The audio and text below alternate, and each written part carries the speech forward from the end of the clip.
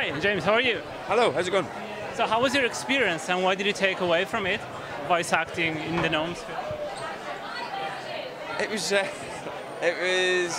generally, the experience when I'm doing these films is that I generally hyperventilate for 90% of my employed time.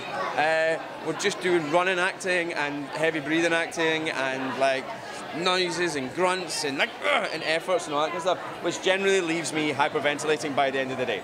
But it's fun. It's a really fun workout doing these movies.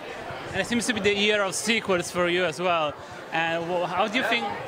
Yeah, with Dark Phoenix and Glass and. How do you think the fans are gonna react to Glass? Because there is a massive cult behind the whole trilogy. I don't know. I think they're gonna like it. I know they're gonna like the trailer because I've seen that, and that's incredible.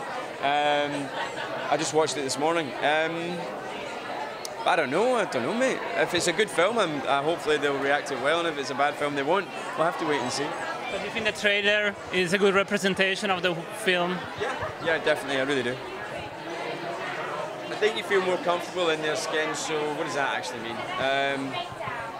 You just slide in quicker, you spend less time trying to figure out who they are, and that means you get more time just doing what they do and having fun because you already know who they are. So it's less about trying to figure out what kind of decisions they would make and just like actually making even more decisions and trying out more things and giving more options to the director and the writer and the producer, and the animators. So that's the benefit for me. Didn't work with them, so you're all on your own in a movie like this. So I didn't see them once really throughout the shooting of this or the recording of this. Sorry. Yeah, no, actually, got a lot more time with the young cast in this one and got a lot closer to them just as colleagues, which is nice. What can we expect to see? I think you can expect to see Sophie Turner killing it and really like nailing it, which is amazing to watch. The relationship between her and Jen Lawrence as Raven is really interesting and really quite profound, and that's brilliant. That's something that I'm looking forward to seeing. But other than that, I don't want to give too much away. It's got amazing, it really feels like it's a family, not as a family film, it's kind of a family film, but it's about a family coming apart. I think, anyway. I don't know, no, that's all right. I don't know, I've never seen the show or I'll leave it out because I don't know if I want to be, I don't know. I'll check it out and maybe do it next time. That's all right. Thanks. Try to balance his love life and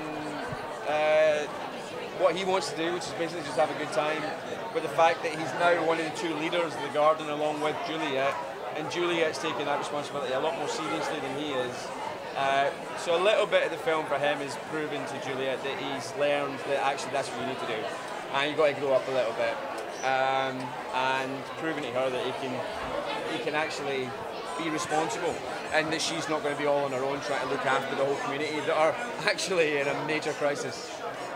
Yeah, I do. I mean, I'm really glad that there's something this innocent out there for kids as well. I love the really complicated, emotionally sophisticated children's movies that are out there. I do, and I'm not saying this one isn't, but there's something a little bit more child-friendly, I think, about Sherlock Gnomes and Romeo and Juliet.